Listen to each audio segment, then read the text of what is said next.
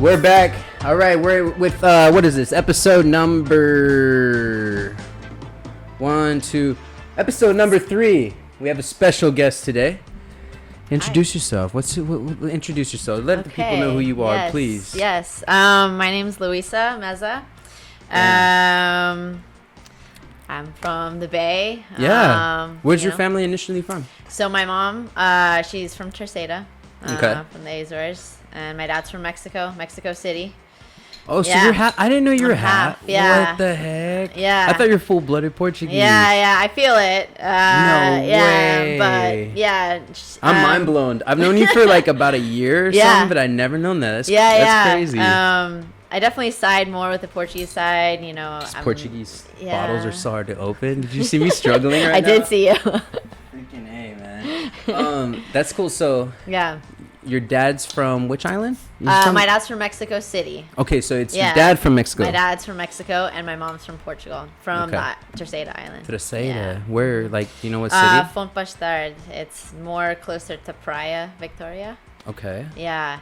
It's a small freguesia, you know. This one's even harder to open. Oh, geez, you're struggling for sure. Yeah.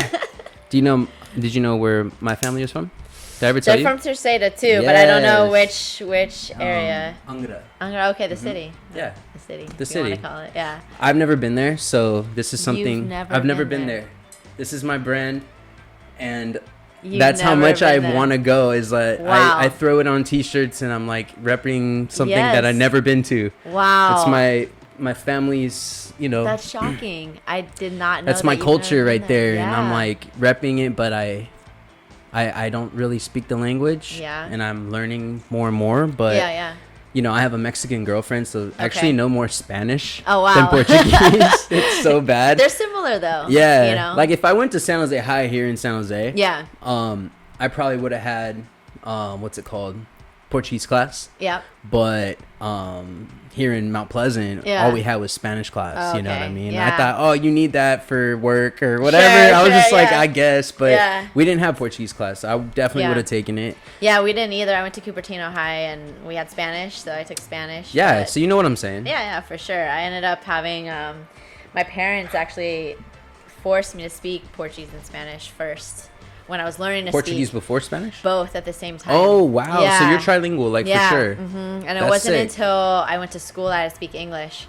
And it was so hard for me. Like, I struggled. And, I hear you. Yeah, and then I would come home, and my parents were like, no English in the house, only Spanish and Portuguese. And slowly, like, it ended up being that I just would answer in English, and they would speak to me in Spanish and Portuguese, and that's kind of how it's been for a while. So kind of I struggle, like, at times in the beginning, and then once I'm, like, in Portugal or Mexico, then, or if I'm around the language, then, you know, practicing, then it gets all good, you know. Dang. Yeah. So, like, Luisa. Yeah. How did you get very good at soccer? How? What is it that it takes? Is it something you were born with? Yeah, I think it for sure has genetics. My dad played professional in Mexico, so that's, for what team?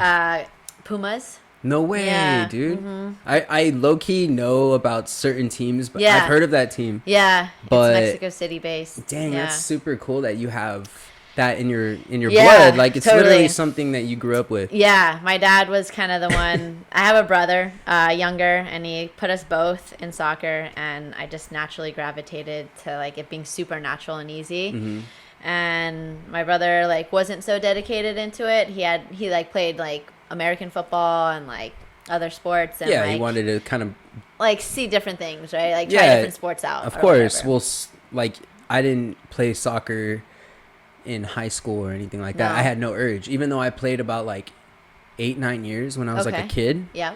I mean, I felt like I was pretty good, but I definitely wasn't good enough to, like, want to go and get on the varsity team and get all like into it like that. Yeah. I got into wrestling. Wow. And that was it. What drew you to wrestling?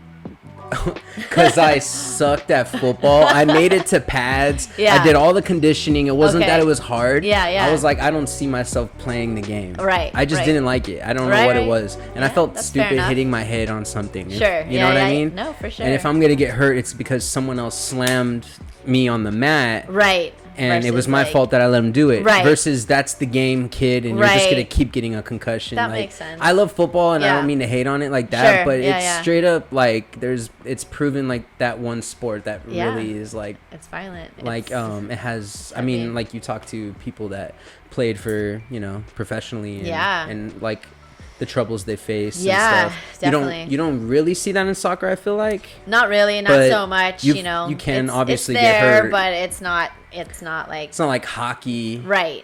Hockey too, I feel like that's it could get brutal, but hey, I mean that's what keeps people watching it, and like that's what makes it fun. And I mean soccer, I mean people dive, people pretend to be hurt all the time too. All the time. That's that one sport where I'm like, bro, you didn't need to, you're on camera, don't you know like there's an instant replay, they're gonna play it slow, and then they get right up like nothing ever happened. Like they milk it, they wait for the call, and then once they get the call, they get up. What is the ref? Okay, the ref should know that this is gonna happen going into it, right? Is it all a show? No, they know it. It's so hard to know what like if it's fake or not, and it but kills your shit me. Ain't fake. No, there's no way that you could fake what you're doing. Yeah, it's true. Well, I would say in the women's game, we don't fake it so much like the men do. Like the men are very dramatic, dude. Shots fired. Now that's like, pretty fucking cool, women though. will be bleeding and will still fucking rally, and like men sick. just like will get a little like hit and they're on the ground rolling. You won't see women do because that. It's for. Dang, you serious? You don't? No. It's rare. Good shit. Yeah, we'll battle and stay up, and like we won't fall. Like, wow. And if we do, you'll see like I saw this one video. This girl, she get like literally like split open, and she's still trying to battle. And like I'm watching the wrong gender of soccer. Yeah, right? You gotta watch some female. No, it's because I want to see like okay, she really got up. That looked like it hurt. Like, and she's still down. Yeah. Because I that's the one thing I hate. Her kneecap like popped out. Ooh. And she was on the ground, and she like hit it back in, and she like and she literally got up. Men can do this too, but it's the fact that they're the ones on TV most of the time, diving and faking it. Wow, that's so crazy. Yeah, it's sad. I really like this. This is so sick.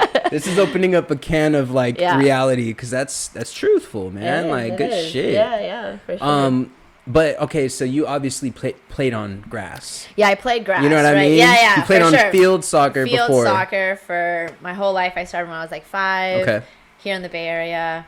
I played at San Francisco State University, college, and then I went to Europe. I played for Benfica for like 2 years, and then I went to Manchester City for like 3 seasons in England. Okay. Yeah. Okay. Super different. Like Portuguese style is very technical, tiki-taka, lots of passing, lots of dribbling. And it was like a rude awakening. Technique and stuff. Yes, they're like really dribbling, like super skillful. Cool. And then I go to England, and it's like night and day. It's like bigger girls, way physical. Like they play a lot of long ball. So you traveled the world. Yeah, I've been able to go to a lot of places for sure with the game. Before we get into, because if people don't know, the reason why I asked grass or do you play field soccer? Some people are like, duh, dude. No, she plays beach soccer. Yeah. And do you think that's what you're known for? Now, like, today? Absolutely. Now, yes, okay. Absolutely. That's super cool. Yeah. But like going into your professional career. Yeah. What was like? When was the moment that you kind of saw yourself where you were like, all right, I got this, and I'm gonna do this the rest of my life, and not play, not question. Like do the 9-to-5 shit. Sure. Yeah. And finally, that's a really good question. Do you remember the moment? There was several, I would say. Because my career's kind of gone in different paths. Like, obviously, I play beach now professionally. But when I kind of knew with grass, I think it was one tournament that I think it was maybe 15, 16. And it was a regional tournament. So, like, all West Coast teams, top West Coast teams. And it was just really easy and natural to beat players, like, and you were like, okay, I was like, this is something like, because when you see other people like working, you had more skill. I had to work, hard, but like it was very natural. Super and cool. Like, and I think I just remember in that tournament, just like being small and knowing how to use my body to like to get calls because of my size and like just being smarter and a little bit more ahead in that way. And I think it's just naturally came from my dad, and then just watching the game from a really young age, where a lot of American kids, they don't watch, they just play. Like they couldn't name you a player other than Ronaldo or something, you know. They don't watch, they don't know. Like, and isn't he the most, he's paid the most out of anybody in the world? Yes, for any sport. Yeah. That's crazy. Yeah. But and he's from a little island too. Like, do you like that? To be proud about, like being from an island myself. Yeah, for sure. Mm-hmm. So yeah, that's so cool, man. Yeah, it's so, I think it's humbling as a Portuguese like player now to be like thinking about how small Portugal is and how powerful of a nation we are and have been in our history, and within the game of soccer, how we dominate the game. And the women's side, it's growing for sure, but the men's side is dominated for so long. And it's not just Ronaldo. It's not just Ronaldo. It's the team, it's right? Everybody, and he's a legend. He's a legend. That's all it is. And he's gonna stay a legend. Yeah, and being his an son, island hopefully, boy, it's really cool to see. Like, you know, I hear his son's pretty damn good too. I want to see him. I've never seen him play. I've heard. Next generation, there. Let's real quick talk about this jersey. I low key thought it was your jersey. Yeah. And if you could tell me, I think,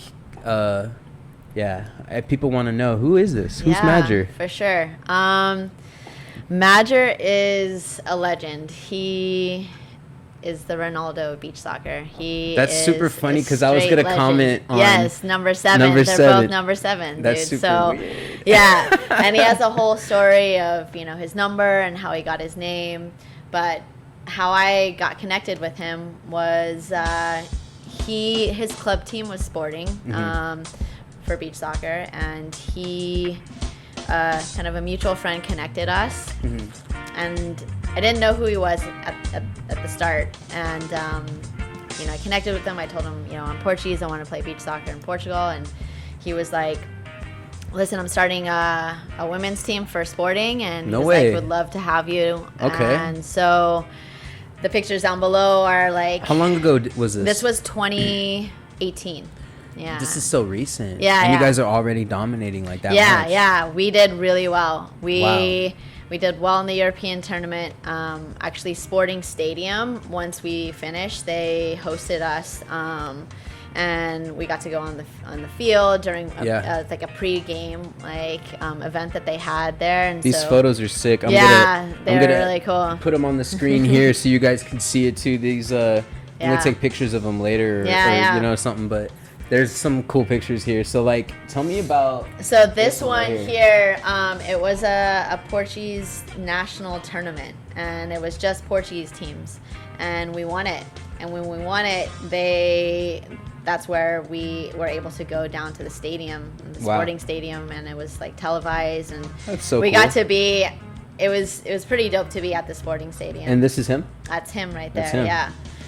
Yeah. So he's done a lot for me in beach soccer. It was the first big tournament that I went to for beach soccer. I played, you know, professionally for grass, so I was used to playing in grass stadiums, but it was the first time I played in a really big stadium in Nazaré for beach soccer. And it's for beach soccer. Yeah. So it was in a stadium, but it was for beach soccer. Yeah, and it was huge, you know. And Nazaré is like, I guess, one of the homes of beach soccer. Like, it's a small town, right? It's not very big in Portugal, but they build a stadium every year for like 4 months in the summer, and it's massive. And so the host country gets to play the first game in the stadium. So because we were the host team, we got to play in the stadium for the first game. And I just remember stepping into that stadium and feeling like such honor, playing in there, and like, I mean, that's such an honor to like start something, because this isn't a new sport. That's what I was gonna ask. This is totally not new. It's not but new. But the league, this league is new. The league is new, cool. And he, you know, he's retired now. 2 years he's retired. He retired on a high. Portugal won the World Cup for beach soccer when he retired. Okay. They currently have the World Cup happening right now. They got eliminated, unfortunately. But he's done a lot. He works for the Portuguese Federation now for beach soccer, and he's doing a lot. So this year was the first league for women in Portugal. They've had the men's league for years. So he pushed for the women to have the same. Wow. Okay. So my team that I played for, Soto, they're from Nazaré. We were in that tournament, and there was games all summer. How many teams are in this tournament? So there was Central Portugal had 6, and then North Portugal had 5. And then the top 2 teams go to the championship, which was like 3 weeks ago. And how'd you guys do? We won it. We won the whole thing. We won the whole thing. And this is new news. This is new. We made history. This is the first league that was put in, and we won it, and we made Portuguese history to be the first champions of this new league that he Is everybody Portuguese in the team? Or? Everyone's Portuguese. Wow, dude. Everyone's Portuguese. Everyone. I mean, that's probably a dumb question. And there's one girl from Terceira who I met playing for Sporting. Is she the one that you take pictures with? Yes. And she has the gear. PortuCali. Yes. Okay, I have the picture. Check this out. That picture's hella cool. Yeah. So, and speaking of that, thank you for wearing the I love tank this again. Top, dude. Thank you. I love I'm gonna make rock more it. of those, man, because it's they're one dope. of my favorites. It's good Thank summertime you. chill. Yeah. And that was cool because you were wearing that in Portugal. Yeah. And that's what that picture's from. So that was so cool. Sure. Thank you. Yeah, no worries. Repping your stuff. So I knew to meet another island girl, and then from Terceira, from the town next to my town, like how we never cross paths, I don't know. I mean, but like we know how small. Yeah, for everybody knows everybody in the same island, right? I totally, mean, you should. Totally, yeah. So she knows where my family lives. She's like drove past it multiple times, and I know where she's lives in the island too. So cool. Now having played there in 2018, and then now 2021 having to play together in this big tournament and winning it was like, and 2 island girls, representing, so it was pretty dope. And where's everybody else from? Are they from like the mainland? From the mainland, yeah. Okay. From the mainland, yeah. So you guys stuck out. We stuck out. You guys had to like show your like. Okay, so that's one question I want to ask. Sure. Is there any like controversy with people being like, she's from over there in the islands? Yeah. And we're. I mean, I'm not saying like they're acting all uppity. No, for sure. But I'm asking, either way, it could be like, they're from mainland. It could be us talking shit too. But I'm just saying, is there any issues? I would say no. Okay. It's full respect. The game. You guys the game speaks for itself. It's the game. You guys aren't worried about nothing. No locker room bullshit. No. You guys all get along. My accent has changed over time. Yeah, you sound straight up Californian. Yes. Super Californian. But when I speak Portuguese, it used to be Azorian Portuguese, especially from Terceira. I know what you mean. Yeah. And there's a difference. Living and playing in Portugal, I was living in Lisbon, and I got made fun of a lot for my accent. They're like, you're from, the cow country. We don't say it like that. Yeah. I mean, I know what you mean because I literally don't know anybody that speaks